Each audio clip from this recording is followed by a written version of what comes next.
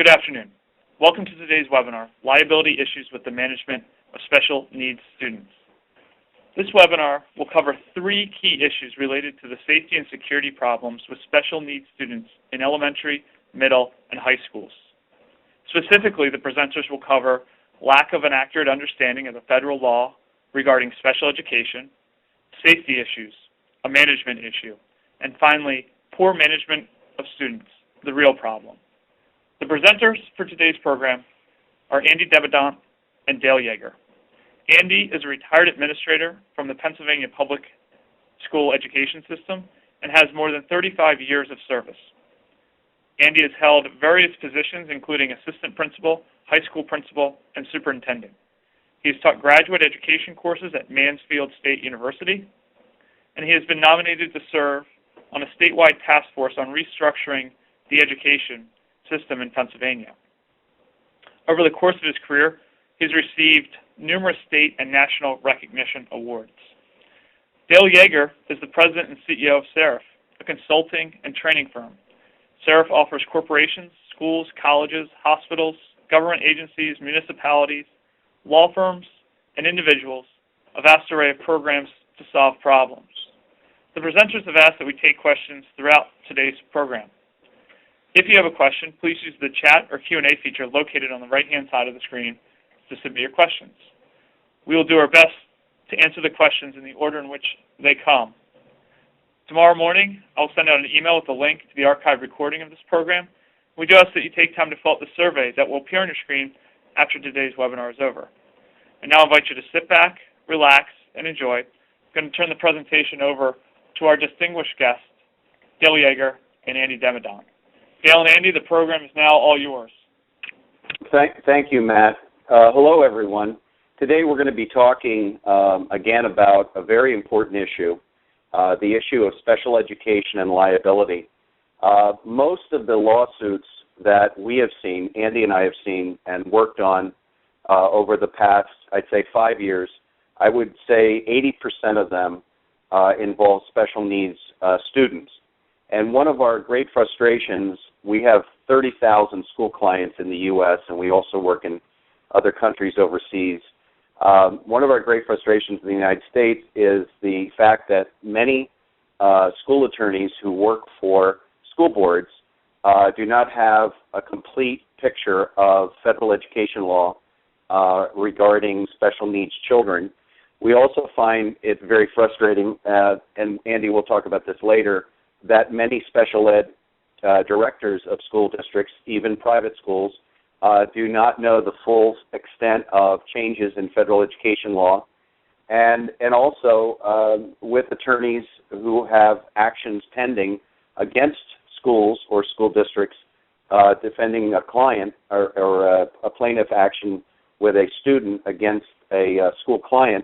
It is very important to understand these federal laws and the management issues involving special needs children. And so we're going to be talking about three of those today. First, let's do some facts. High liability issues of special needs students. In 2009, the U.S. DOE, Department of Education, estimated that over the next 5 years, 60% of all K-12 students will be special needs. We are well on our way to that number. Some school districts have actually surpassed that. The fastest growing student disability is autism, which is incredibly misunderstood and relates to school safety, emergency management, all sorts of issues. And then lastly, juveniles account for 1/3 of all sex offenders. Female juveniles are the fastest growing group for sex offense. Well, why did I mention that? Because the U.S. Department of Justice and the U.S. Department of Education 5 years ago used the word epidemic when describing sex assault in private and public schools. And over 80% of sex assault in public schools, K-12 public schools, is by special needs students against other special needs students. And you can go to the US DOE website and see this data. This is a very, very troubling issue. And so one of the problems that I face, I'm a forensic profiler, and I teach for the Department of Justice and the DOD.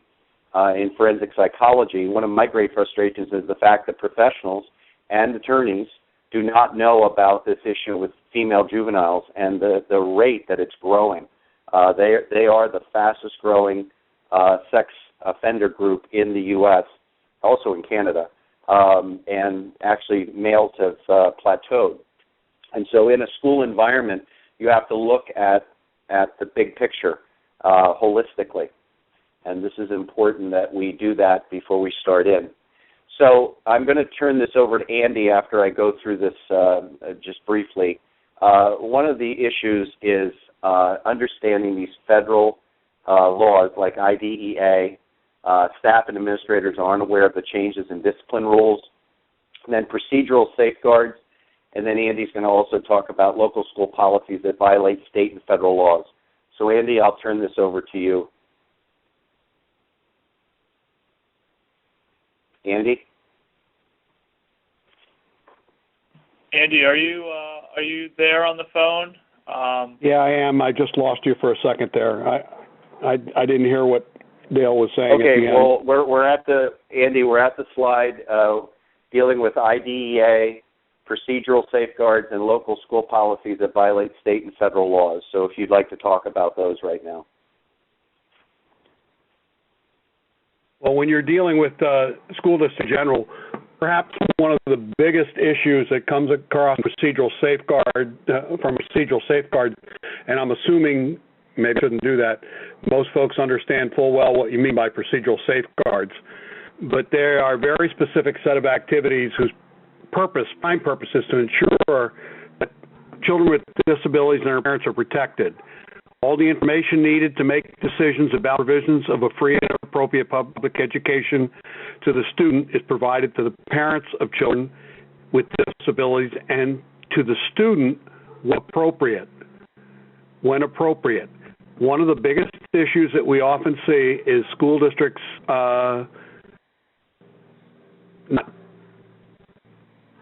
let's just say willingly providing all of the necessary documentation. And one of the areas of contention oftentimes is that notes taken during meetings by staff members participating in those meetings, are they subject to disclosure? And the answer has been recently, yes, they are part of the decision-making process, and that they are in the file and should be in the file.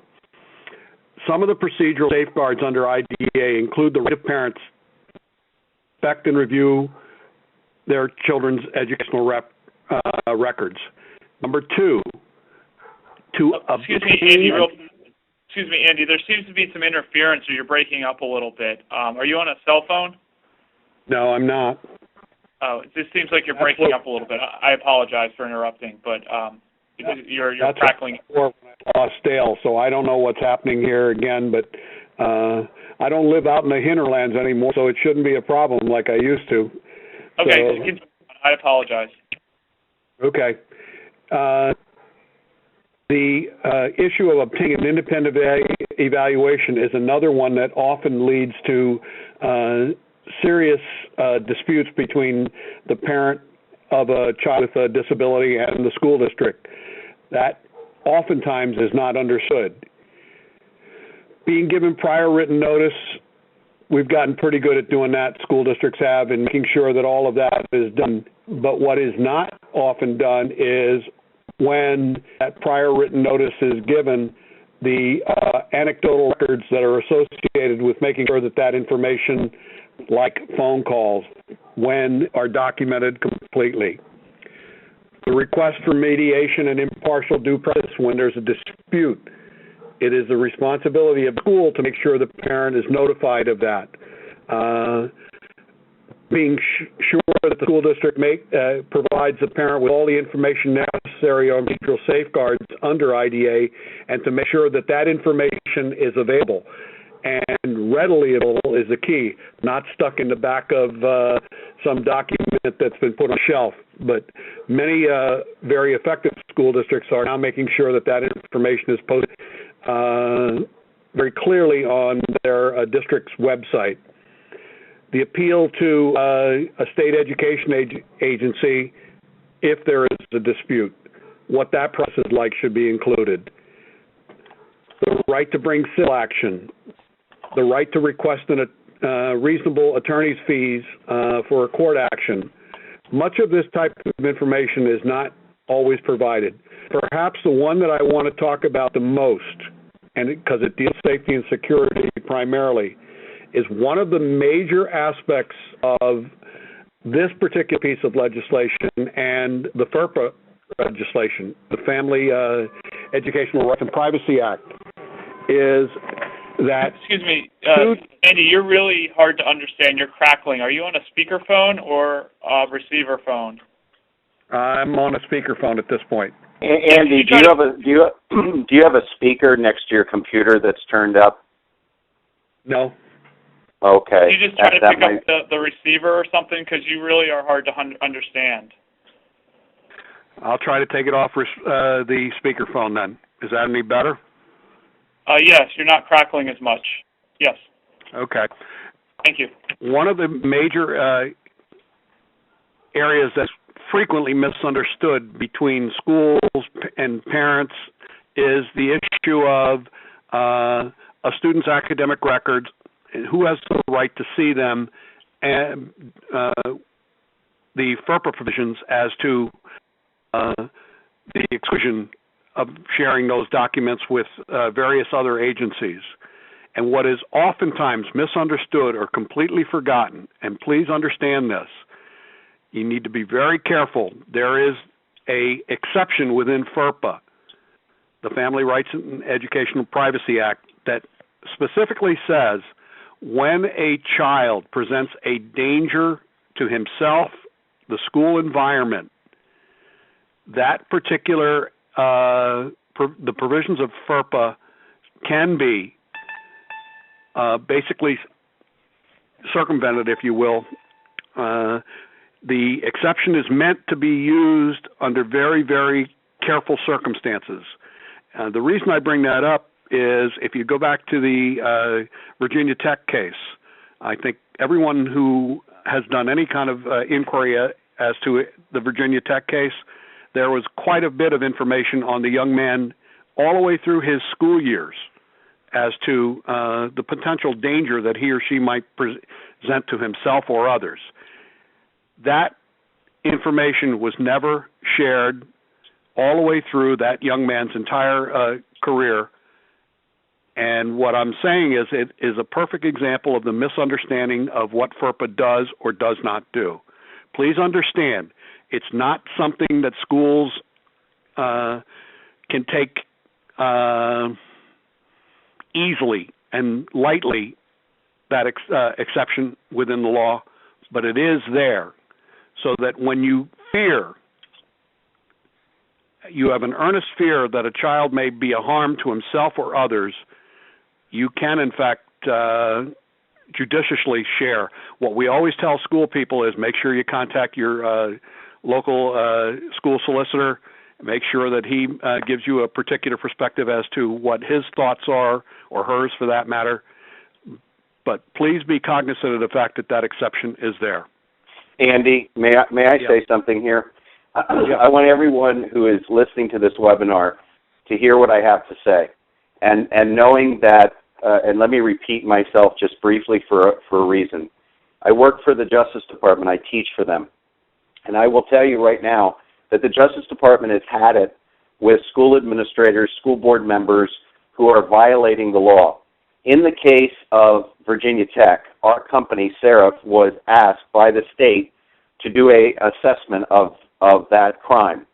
And one of the things that occurred out of that was that the school received the highest fine ever given out by the Department of Education.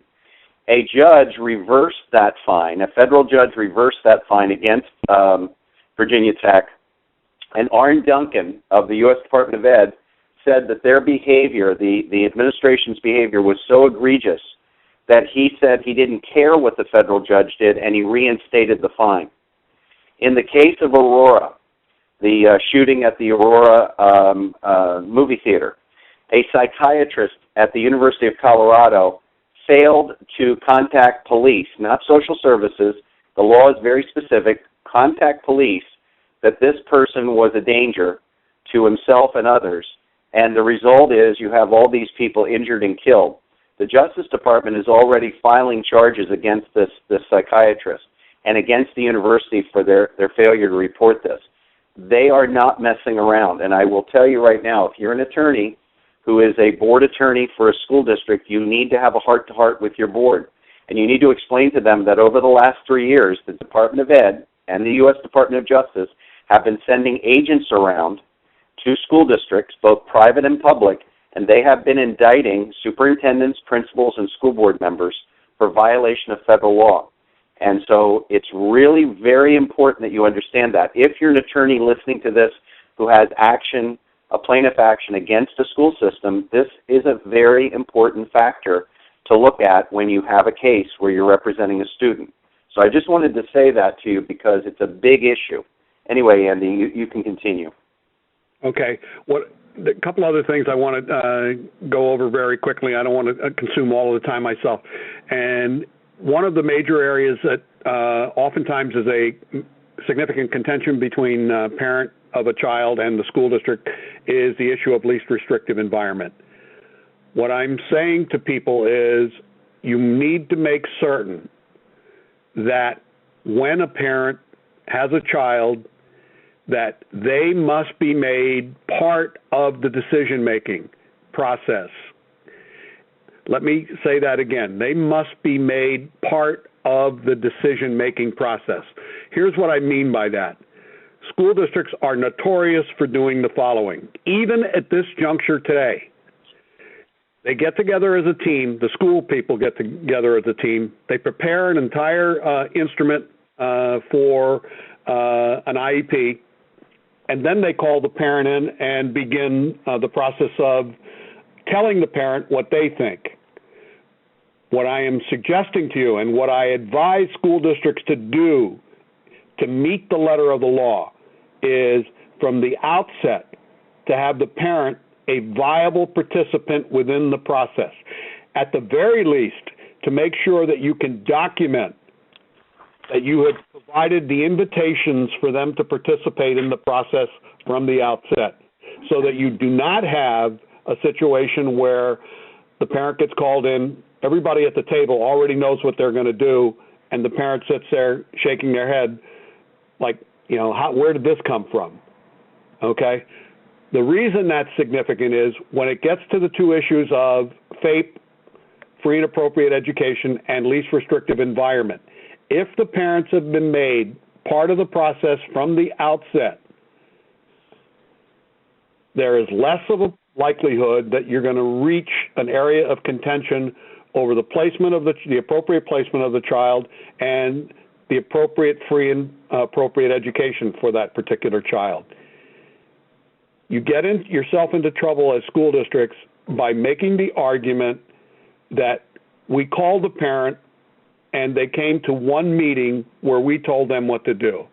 Please do not, if you're again a school district solicitor, please make sure that the school districts you represent are cognizant of the fact and are actually doing what I'm suggesting to you, that the parent be made part of the process, or at the very least be able to document that they were invited to be part of the process right from the outset, not at the tail end. If you put a child in an environment, in particularly autistic children, which, as Dale has pointed out, is a very rapidly growing population within the special ed population, and you put that child in an environment that is not the least restrictive environment, and then you have an outburst. For instance, you have some children who are diagnosed with autism who, by their nature of their disability, respond in what we would consider very overt and violent types of ways given this situation. What's going to happen if it gets to litigation is you're going to be able to have to prove that you went through the steps of the parent being involved right from the outset, and that you didn't make an arbitrary decision about putting that child in that placement, and that it is that placement that then created the environment that allowed the child to engage in questionable behavior. Let's just leave it at that. Okay, Dale. Okay. Moving on, next we're going to talk about safety issues. We have a saying, a well-managed school is a safe school. One of the problems has been that school boards, especially after Sandy Hook, overreacted and started buying a bunch of equipment. Well, the question I have for all of you listening to this webinar is, how many of you know of a security camera that has cognitive function and peripheral vision?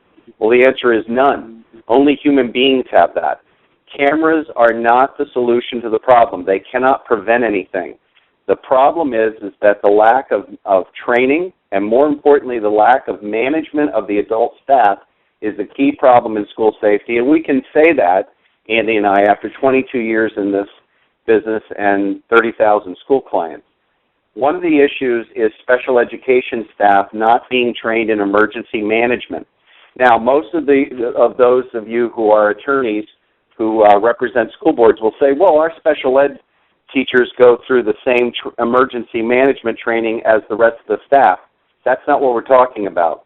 Special needs children react to emergencies and to fear very differently than regular children. And there needs to be special, yes. Can I interject here something very, very, very, very important, because we've seen it several times in cases that we've dealt with. Even when school teaching professional staff is provided the training, what often is missing is aides, also bus staff are not being provided the kind of information and training that is necessary to prevent these kinds of issues. Okay. Well, one of the things I wanted to say was that there needs to be specialized training of your special education teachers that is outside the normal emergency management training. And I will tell you that very few local fire rescue people can do that kind of training. You have to go and become aggressive as a school administrator to do that. If you're an attorney listening to this webinar today and you have an action pending and your client is a special needs student, this is a critical area to examine, is what that training is. Because an emergency isn't just a fire, it's not just a flood, it can also be an angry parent, it can be a fight. Emergencies, when we talk about emergency management, that's a very broad term. The other issue is emergency plans are lacking. 10 years ago, the big issue was the electric wheelchair. How do we deal with the student who's in the big 400-pound electric wheelchair? Again, those days are gone. The issue that has to be in the emergency plan is how do we handle special needs children during emergencies? And I guarantee you that based on our experience, and that people always say never say always, but I will say in most cases, we find that school emergency plans, private or public, do not include a section on the management of special needs students for emergencies. This is a major problem. This is a problem if you're an attorney who is representing a school board. It's also an issue that you have to factor in to your analysis if you are a plaintiff attorney with an action against the school system. And then lastly is policy updates. And I'm going to ask Andy to talk about policy updates. Since when you deal with the policy updates, what you will find very simply in many cases is that, frankly, they haven't been done. We have a situation right now that we're dealing with where policies have not been updated within the school district since 2003. So when you have a crisis plan, an emergency plan that's in place, you don't even have the right names or numbers of people involved in their different responsibilities for mitigation or recovery or reunification of students if there is a mass evacuation. So the key issue for the policies is they cannot be static. And that is unfortunately what we see all too often, that they are static, they are not updated as needed. Oftentimes, you'll see policies that deal with student behavior and student conduct policies and procedures not been up to date for years. So the key issue is that, are they up to date? Who was involved in generating those particular policies? What was the process like? You have issues with schools. Again, we're dealing with safety and security issues, issues with school districts that have open access throughout their facilities during the day and at night. And you're talking about a serious potential security risk by not making sure that your policies and procedures reflect a vendor policy, reflect the visitor policy procedure, and that you engage the community in developing it, because you don't want your schools to be shut down. The schools need to be the hub of the community in many instances. So we're not talking about creating a penal colony within the school. What we're talking about is taking reasonable and prudent steps that when your schools are being used during the day, PTOs, the fact that you have a PTO in your school district does not mean you have to have open access without security breaches. I'll give you a classic example of what oftentimes happens. Many places will have a buzz-in capability, and so they think they're finished. They've done what reasonable and prudent people will do. When you wind up doing that, what will happen is a secretary who is engaged in a myriad of other responsibilities is charged with responsibility of buzzing people in. Meanwhile, she has 5 kids in the office who are being sent down by the class to visit the nurse or whatever other, I forgot their lunch money, whatever the case may be. So what happens oftentimes is the buzzer is pushed, the parent walks in, and the parent holds the door open for 2 or 3 other people behind her with no thought as to who it is that they may be allowing back into the building. The protocol, training protocol, and this goes back to what I was saying about with bus drivers who are handling special needs children on their buses. What kind of training have they had to intervene appropriately?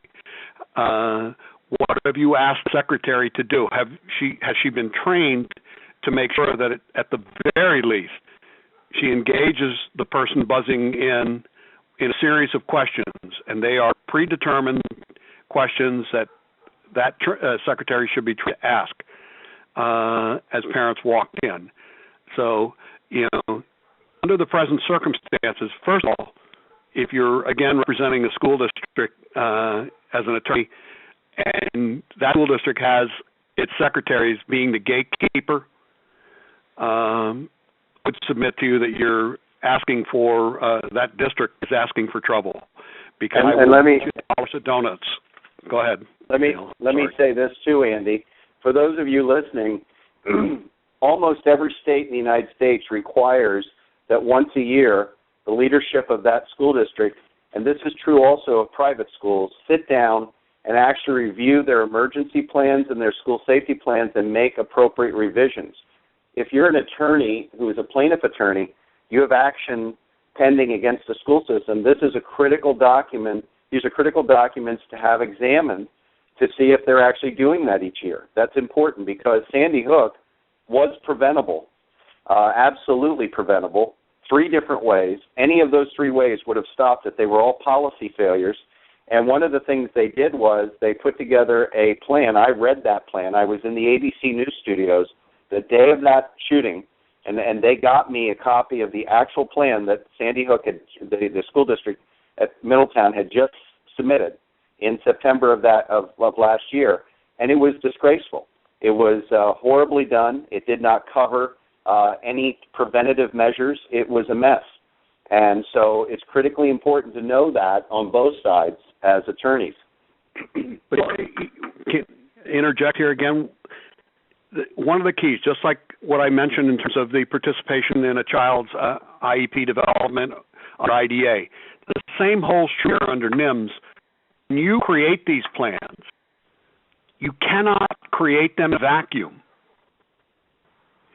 By that I mean the school creating the plan, and then they disseminated it out to first responders, fire, police, ambulance corps within their community. Those people. Excuse me, Andy, you're breaking up again. I don't know if it's your phone or the connection, but you're really crackling. Andy, why don't you hang up and re-call in and see if maybe that fixes the connection issue? Yeah. I'll just talk until you get back on. All right. Okay. Can you do that, Andy? All right. So while Andy redials in, I apologize for the phone issues. Let me move on, or let me finish with this. Again, the issue of managing these policies and the training involved. By the way, the U.S. Department of Education and the Justice Department do not see having a short meeting with your staff to review the actual emergency plan or school safety plan as training. They want your people trained. They want them put under stress. They want them to be trained how to act in those emergencies, how to prevent things from happening. So it's very important that you review how training is done. If it's just the principal standing up there, the superintendent or the director of security talking about here's what's in the plan and you have this at your desk, that's not training. And so that's very, very important. And then we're going to move on to the next piece, our final piece, which is poor management of students. This is the real problem. We have major management problems within our schools, and this is something we see on a regular basis. We're not just school safety people. We also do management training for principals and school administrators. We do auditing of finances. We do professional assessments of school administrators, and so we see these problems. And one of the issues is the IEP issue. I just got a call actually yesterday morning from the FBI in Quantico about a threat at a school district. I can't obviously mention where it is, but the event is going to take place tomorrow. It's very serious enough that the FBI called us in to look at this. And when I talked to the individual student who's the leader of this band of people, of students that want to do this violent act, is actually a special needs student. All of the people in his little clique are also special needs. And I had to explain to the director of special education, the security director, and the school superintendent, federal education law regarding having an IEP meeting to do a threat assessment.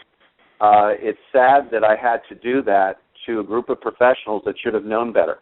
But this is why there are liability issues within schools, because school board attorneys need to take charge with your school districts and with your schools and have these meetings and brief them and bring them up to speed on federal education law changes. There have been many. They're constantly changing.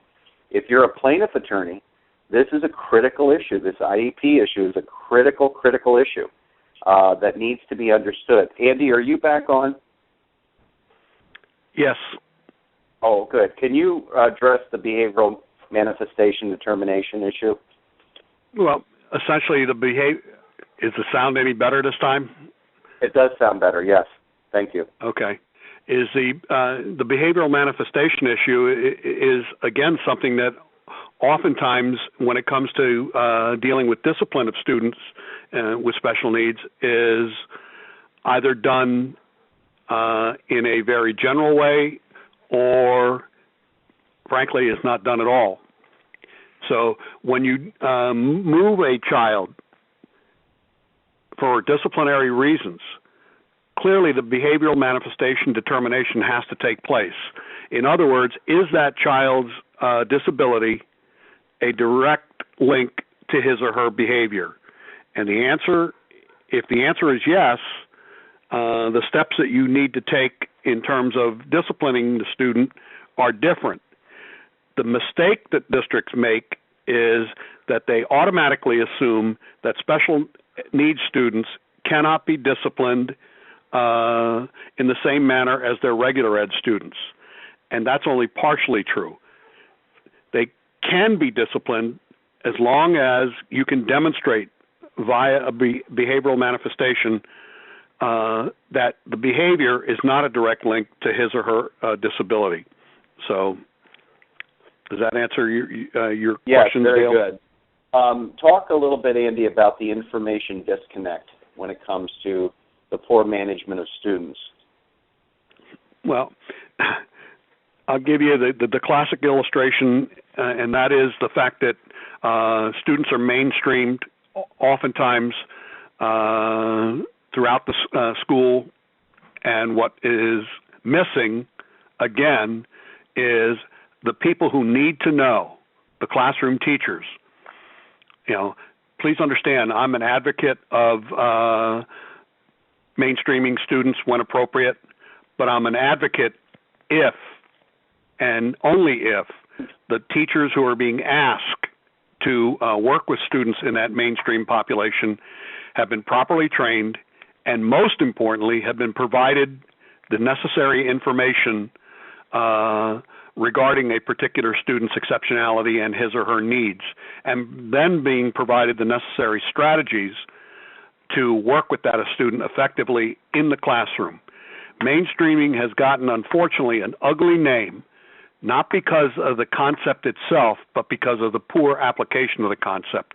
And the poor application of the concept is essentially based on the fact that you're asking regular ed classroom teachers, in particular I'm going to focus on the high school level, to perform certain types of tasks that their preparation has not provided them any background in dealing with.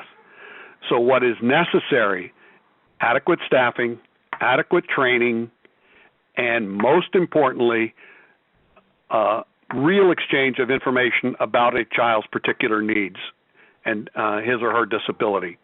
The worst thing that can happen is if you're undergoing an audit, and in my state, because of some issues in the past, we're obviously under the federal microscope, and when the audits are done, before a child is placed into special ed, and we haven't even talked about that, what is clearly necessary is that the school be able to document that it has been engaging in all of the strategies necessary to address the student's needs prior to placement in special education. When the student's in special education, the information that I just referred to, making sure that that information has indeed been shared with all of the staff. The worst thing that can happen is a special education audit taking place in your school district, and the auditor goes down to this time of year out in the playground and walks up to the special ed teacher and says, or the regular ed teacher, do you have Andy Demidont in your class? Yes, I do. Okay. If that student is in his class and the auditor asks that that teacher what Andy's IEP calls for, and he or she says, I don't know, you have a major problem on your hand. So the key is making sure that that information is shared with all of the students who are out in mainstream population, be able to document that the teachers who are being asked to teach those students are adequately trained and adequately staffed to address the needs of that particular student. To simply say we're sending kids out is going to get you in serious trouble, let alone it's unfair to the child and it's unfair to the teacher. And what you wind up is both being, at best, marginally successful, and at worst, miserably, miserably unsuccessful. Well, let's talk. Andy, to that point, we do have a question that has come in. Would you mind answering it, since it does pertain to that matter? Sure, go ahead. Absolutely. Yeah. What training and/or documentation must be provided to the school, to the teacher, the administrators, and the school district to make sure that they're in compliance with the regulations? Are we talking about the regular ed teacher now that's being asked to mainstream? Sorry, for special needs students. Yeah, who's being placed in a regular education classroom. That's a mainstream project. Yeah, that's correct. First and foremost, did anybody, in particular the special ed teacher who is the liaison for that particular student, did they have a sit-down conversation when it starts with the schedule? Is this the appropriate place for that kid? Was the information with that teacher shared as to what Andy's specific exceptionality is, what his or her needs are to be successful, and then based on what those needs are, does the teacher who's being asked to take that student have the requisite skills to meet those? And if not, are we providing the necessary support to allow both the teacher and the student to be successful? What types of evaluation instruments are going to be effective given the exceptionality of that particular student? What kind of instructional strategies are going to be successful for that type of student? If I'm an autistic student, many of whom who are extraordinarily talented and gifted, so what kind of support is that teacher going to be given to develop appropriate lesson plans for the class and in particular for all of the students in the class? And I just want to take everybody back for a second to Dale's first slide about the percentages of kids' special education. I don't tend to make predictions, but I will make this one because I've been making it for the last 5 to 10 years. I suspect that in some form or other, virtually every child in America's schools in the next 10 to 15 years will have some form of an IEP. It won't be called an IEP, but it'll be in some type of an individual education plan. Because frankly, we've been engaged in mythology, thinking that we could educate kids in large groups by providing the same types of instruction to all the kids. Good teachers, effective teachers, have for years understood the need to differentiate instruction, not just for kids who are identified with special needs, but for the total school population. And failure to do that has led to the high failure rate that we've experienced, in particular at the 9th grade level throughout this country over the years. So, does that answer your question, Matt? Matt, does that answer the question? Yeah, that's great. Yeah, please continue on with the presentation. Support under federal law is training. It's partly training, and so that's what Andy's talking about. Let's talk about poor assessments. We have, and this is one of my issues because I teach forensic psychology, we have a major problem in this country with the type of training that teachers receive regarding psychology and psychiatry. And this is one of my pet peeves, so I'm going to talk about this briefly and then we'll move on to questions. Physical disability versus personality disorder. They are not the same thing. A physical disability or a mental illness is something that's caused by brain damage or something that is not influenced in the majority way by environment. A personality disorder is a nice way of saying sociopathic or psychopathic behavior. The American Psychiatric Association has an issue and has had one for a long time, which I disagree with, using those terms to talk about adolescents and children. But the bottom line is we have research studies from Harvard, from Duke, from the University of Chicago that show that these personality disorders of violent behavior, psychopathic and sociopathic, which are very different, can be determined as young as 7 years old because they are a trauma-based or environmental-based condition.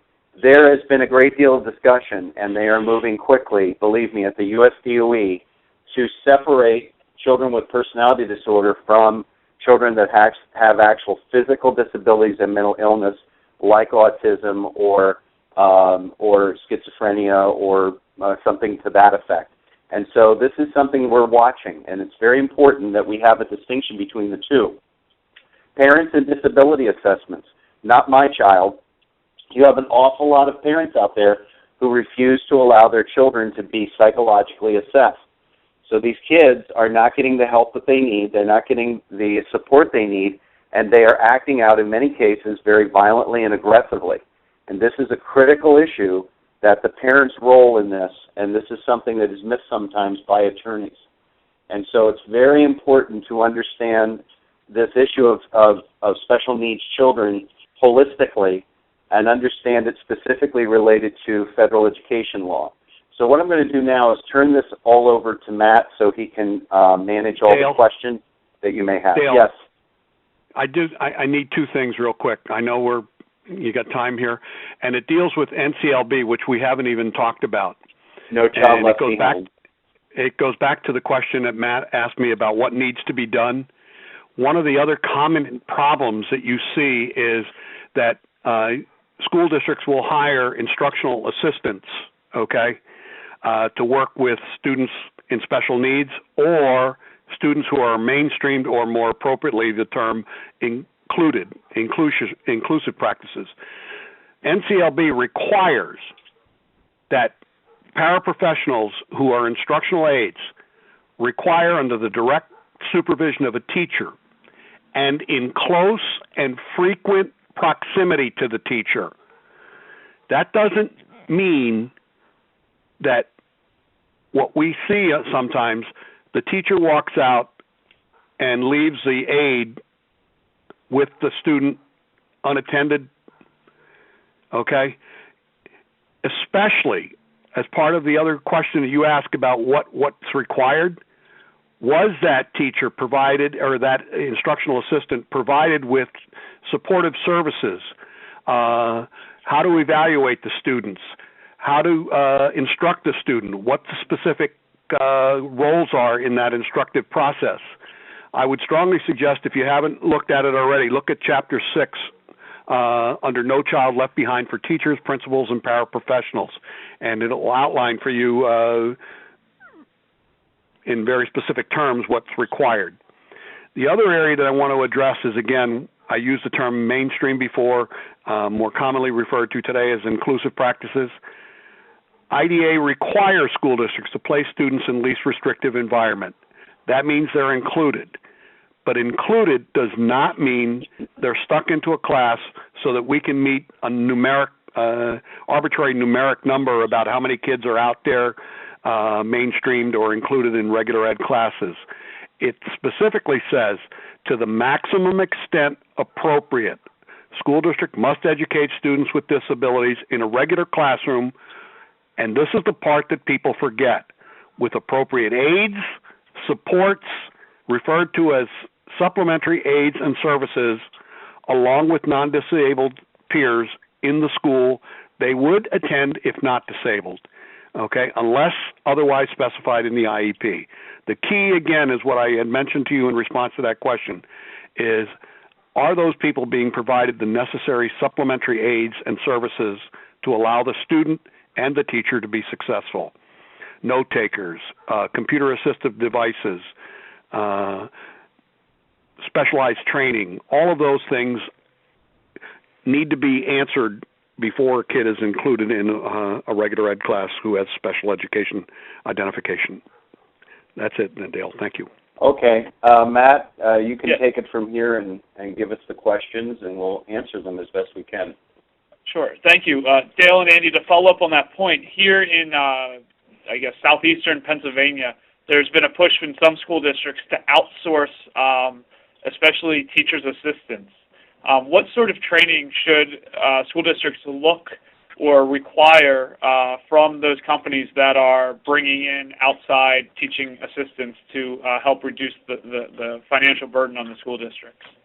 Let me answer the first part of that, if I can, Dale, and then you can pick up. Yes, please. The first part of it is even beyond the question of what kind of supports and those people have and what kind of training they have. The first question is, and we see this all too often, not just when they're contracting out services for this type of approach, but when they're contracting services out for cafeteria employees, oftentimes security people.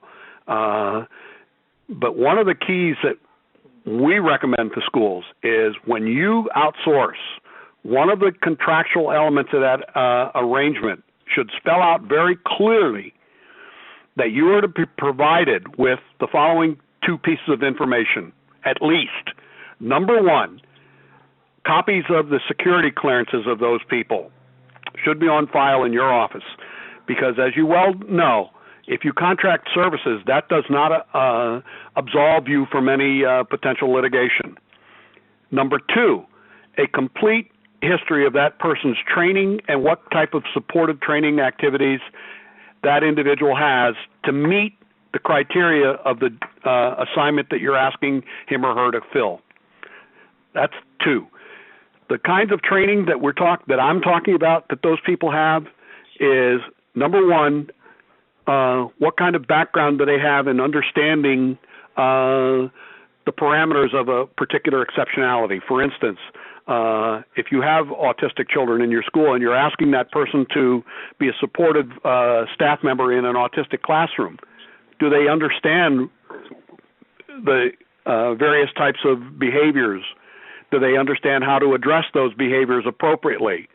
Do they understand how to deal with forms of passive restraint if necessary? All of those types of things, to me, are crucial before you go ahead and hire. It isn't, unfortunately, what I see often is that it's done for short-term fiscal reasons, and the problems that it creates far outweigh oftentimes the fiscal reasons that it's done. Let me say something about what documents that you should have. If you're a school district or if you're an attorney, listen very carefully. And I know something about due diligence and background checks. I have 2 federal security clearances. If you're hiring a company in your RFP as a school system, you should require them to do a 50-state federal background check. That means that they looked at all states. Most states only require a criminal check in that state. That's a dumb idea. If that person lived for a year or more in some other state, you're not going to have the whole picture. You have to also remember that a background check, a criminal records check, is usually, even if you get some of the best to do it, that's not enough to tell you behavioral issues. And so it's very important that you do a 50-state federal criminal check and that you get a copy of that on file. It's also important, too, that any kind of licenses like Andy was talking about, that you get copies of that to make sure that these people are current, that they've had current training, current licensing, and any kind of a vendor who is going to resist, and we've seen that a lot, you don't need to be dealing with. So let's go on, Matt, to another question. Okay.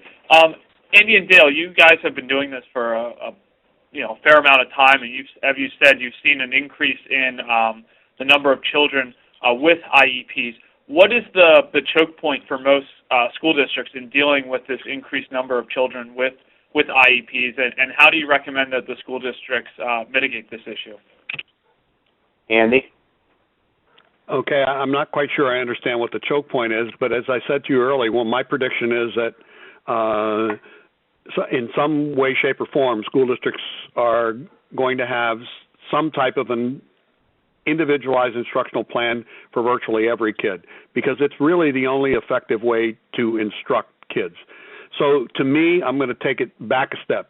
It goes back to what happens before you place a child in special education. And I think in our state, under the Gaskins consent decree and some other issues that have occurred, and I believe this is part and parcel from what we've seen on a federal level, the key is that regular ed teachers understand the concept of differentiated instruction for all of their students. The training that regular ed teachers are receiving, although in the last several years I think it has improved significantly in many areas, is part of the training has to include an understanding of effective instruction. It has to include a major component in terms of making sure you understand the behaviors related to various types of exceptionality that we currently identify, and make sure that teachers understand how to strategize and develop lesson plans within the regular ed classroom that addresses some of the needs of kids, because frankly, that's why many parents now who understand the federal regulations are resorting to those, because the regular ed teachers all too often feel like it's their job to instruct in an academic area, and the kid either gets it or doesn't. Well, those days are over. As I oftentimes suggest to my colleagues in education, one of the things the terms we hear more and more frequently is the term of dysfunctional. Well, guess what? The demographers tell us by 2020 what we know as dysfunctional today is going to be the norm, and what we know as the norm will be the dysfunction in years to come, unless we make draconian changes in the way we approach general education. Everything from the way teachers are trained to the way teachers instruct and develop lesson plans, the way they do assessments, all of that has to change if we're going to slow down the rate of special education identification of students, because parents are going to continue to pursue what they feel is rightfully pursue what they feel is in the best interest of their child. And right now, special ed provides them things that frankly could be delivered in the regular education classroom if we made back to what Dale was talking about, a management decision to say this type of behavior can be addressed in the classroom if in fact the teacher does X, Y, and Z, and instead of sending them down the hall of special ed, we provide the interventions within the classroom to help the regular ed teacher do his or her job. That's my take on what I see is happening.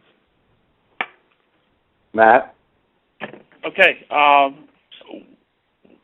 What are the most common cases that you guys are working on right now involving special needs students? Is there a certain matter that you see over and over and over again that school districts can easily address, or parents working with the school districts can easily address?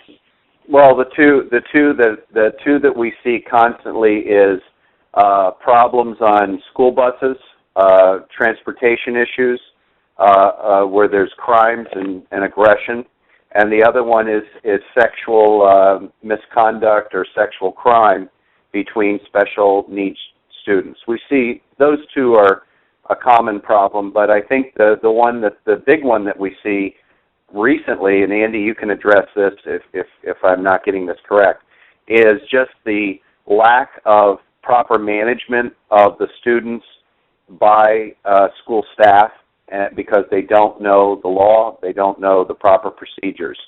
But Andy, you can address that. Well, I want to go back to what I've said before, and I have a slightly different perspective than Dale in this situation, and we're asking, so the litigation comes about in my mind because we're asking regular ed teachers oftentimes to do things that by training they have not been prepared to do. And so you get pushback in areas of what type of supportive services should a child have. It's cheating if I provide this kid a computer-assisted device to help learn in my classroom, those kinds of issues. And so for me, a major part of this is making sure that we stop treating and training regular ed teachers and special ed teachers in isolation. There is much to be learned. If you think about it in this perspective, inclusion has asked regular ed teachers to engage in working with special needs students, and they have not been provided the adequate training in their academic career to do that kind of work. We're asking special ed teachers to provide instruction in academic areas that by training they have not received. What you see working very well is when you partner the two in a school district that engages in inclusive practices, when you partner the two in the development of the IEP, the development of the instructional process, the development of lesson plans, and you don't treat them in isolation, which unfortunately is still too much of the norm. So the litigation fights that we often see is, that kind of supportive services.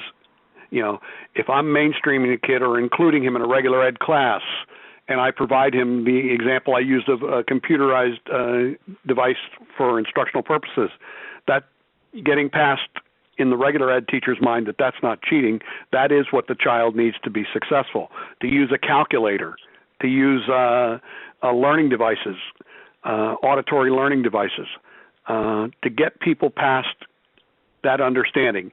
It's not a problem with severely handicapped students, because there's the visual image sticking right in your face that says this child is different and needs help. The problem is recognizing that a student who is autistic but has enormous academic talent beyond that exceptionality is, the kid's talented. I've seen students who are extraordinarily talented in science, but because of their autism have difficulty functioning at a social level within a regular ed classroom, who have difficulty dealing with attention. And getting regular ed teachers to understand that the supportive services for that child is not cheating. It is basically helping that kid. Getting the sense within the regular classroom teacher that,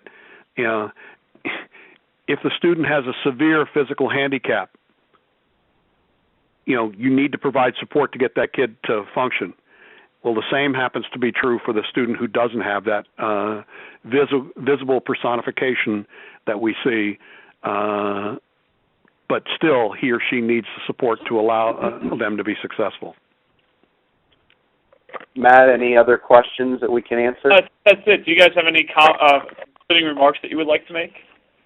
I would just say for both of us that if you're an attorney representing a school, please call Matt. We can certainly assist you in reducing issues. And if you're an attorney who has a plaintiff attorney who has an action pending against the school system, we can also help you. We're not hired guns. We work on a case-by-case basis. And, ultimately, I think that all of us would agree that we care about the education of these kids, but that can't be done when there's gaps in the system.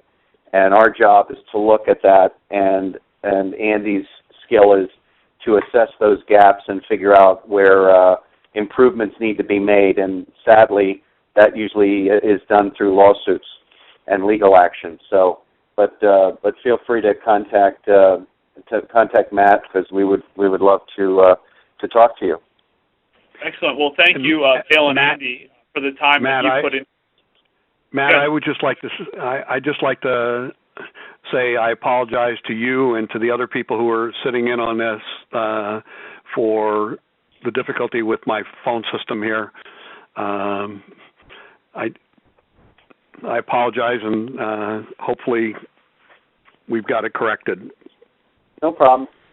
Oh, no, I think it worked out. I think, after that minor hiccup, we were good to go. So I'd just like to thank you and Dale for putting this program together and sharing your knowledge with our attendees. As Dale said in his concluding remarks, if you would like to speak to Andy or Dale about a specific matter, you can contact us here at TASA. Our telephone number is 800-523-2319. Tomorrow morning, I'll send out a link to the archive recording of this program. The archive recording will be posted in the TASA Knowledge Center. If you go to our homepage, tasanet.com, and click on the box at the bottom of the screen that says TASA Webinars, you'll be taken to a full list of our previous programs. Our next webinar for legal professionals, passenger ejection from golf carts and low-speed vehicles, will take place next Tuesday, May 7th at 2 p.m. Eastern Time. If you have any follow-up questions or comments, please feel free to email me at any time. My email address is mhyde@tasanet.com. You'll be receiving a follow-up email from me at approximately 3:30 this afternoon. Thank you so much for your time, and we look forward to seeing you at future TASA programs. Take care, everyone.